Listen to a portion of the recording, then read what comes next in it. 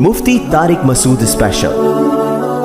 زانی عورت کی توبہ کا طریقہ۔ اگر ایک شادی شدہ عورت سے کئی بار زنا سرزد ہو اور مختلف مردوں کے ساتھ اب وہ توبہ کرنا چاہتی ہے اور اسے بہت شدید ندامت ہے، تو اب وہ کیا کرے؟ کیا اس سے نکاح ختم ہوگا اور اس کی توبہ کے لیے کیا شرط ہوگی؟ زنا بہت بڑا جرم ہے۔ قرآن میں اللہ نے فرمایا یہ اپنی خواہش پوری کرنے کا بہت برا راستہ، اور کنواری لڑکی کا زنا کرنا بہت بڑا جرم، شادی شدہ کا تو اور بھی بڑا جرم، اور مرد کا زنا کرنا بھی بہت بڑا جرم، عورت کا زنا کرنا اس سے بھی بڑا جرم ہے۔ تبھی اللہ نے جب زانی کی سزا بیان کی ہے نا، تو عورت کا ذکر پہلے کیا۔ قرآن ہر چیز میں مرد کو پہلے ذکر کرتا ہے، عورت کا بعد میں۔ چور کا ہاتھ کاٹنے کی باری آئی تو اللہ نے فرمایا چور مرد کا بھی ہاتھ کاٹو اور چور عورت کا بھی ہاتھ کاٹو۔ یہاں مرد کا ذکر پہلے، عورت کا بعد میں۔ لیکن زنا کی جہاں بات آئی، اللہ نے فرمایا زانیۃ والزانی فجلدوا کل واحد منہما مئۃ جلدہ۔ زنا کرنے والی عورت کو بھی 100 کوڑے مارو اور مرد کو بھی۔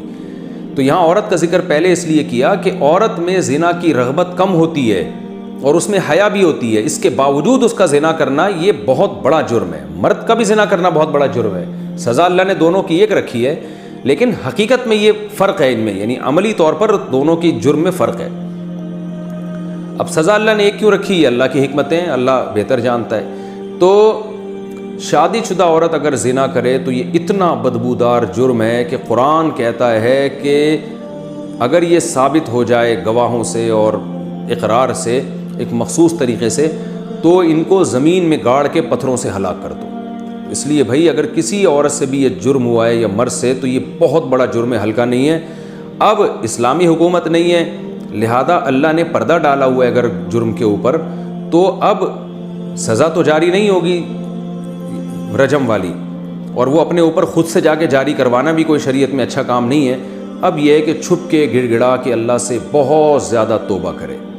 اللہ غفور الرحیم ہے، بڑے بڑے گناہوں کو معاف کر دیتا ہے، اور آئندہ کے لیے ولا تقربوا الزنا، قرآن کہتا ہے ایسے کام بھی مت کرو کہ زنا کی طرف تمہاری رغبت ہو۔ تو اس خاتون کو چاہیے کہ خوب گڑ گڑائے اللہ سے اور کچھ صدقہ خیرات بھی کرے، اور دوبارہ من تاب وآمن وعمل عملا صالحا، جیسے اللہ نے سورہ فرقان میں فرمایا جو توبہ کر لے گا اور اپنے عقیدے کو مضبوط کر لے گا اور آئندہ نیک اعمال اختیار کر لے گا، تو اللہ اس کے گناہوں کو معاف کر دے گا۔ تو ان کو چاہیے خوب اللہ سے توبہ کریں اور آئندہ کے لیے اپنی زندگی تبدیل کر دیں۔ اللہ غفور الرحیم ہے، اور پھر سچی توبہ کرنے کے بعد اس جرم کو بھول جائیں، نہ کسی کے سامنے تذکرہ کریں، نہ خود سوچیں ایسے جیسے کبھی کیا ہی نہیں ہے، ایسے اپنے بارے میں یہ ذہن میں رکھیں کہ جیسے میں نے کبھی یہ کیا ہی نہیں ہے، بار بار اس کو سوچیں نہیں۔ پھر ناجائز تعلقات میں لیے گئے تحفے کا حکم۔ اگر کسی کا ناجائز ریلیشن ہو اور محبت میں تحفے کا لین دین ہو، تو کیا اب ان تحفوں کا حکم کیا ہوگا؟ کیا وہ واپس کرنا ضروری ہے؟ اگر اب اس بندے سے رابطہ نہیں ہے تو کیا اس سے رابطہ کر کے اسے سارے تحفے واپس کیے جائیں یا اس کی قیمت واپس لی جائے، یا اس کی قیمت واپس کی جائے؟ اس بارے میں رہنمائی فرمائیں۔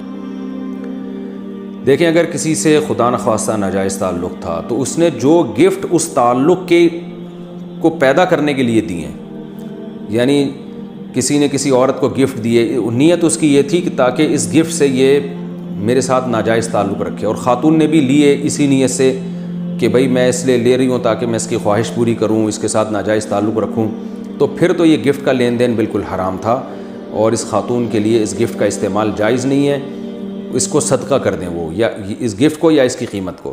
لیکن اگر ایسا نہیں تھا، گفٹ کی بیس یہ نہیں تھی کہ یہ تعلق برقرار رہے، تو ناجائز تعلق تو برا ہے، لیکن گفٹ اس بیس پہ نہیں دیا گیا تھا، تو پھر اس گفٹ کا جو لینا ہے وہ گفٹ حرام نہیں ہوگا۔ ہاں یہ ضرور کہیں گے ناپسندیدہ ہے، نامناسب ہے، بہتر تو یہی ہے کہ اس کو بھی گفٹ یعنی اس کو بھی صدقہ کر دیا جائے، لیکن اس کا صدقہ کرنا پھر لازم نہیں ہے۔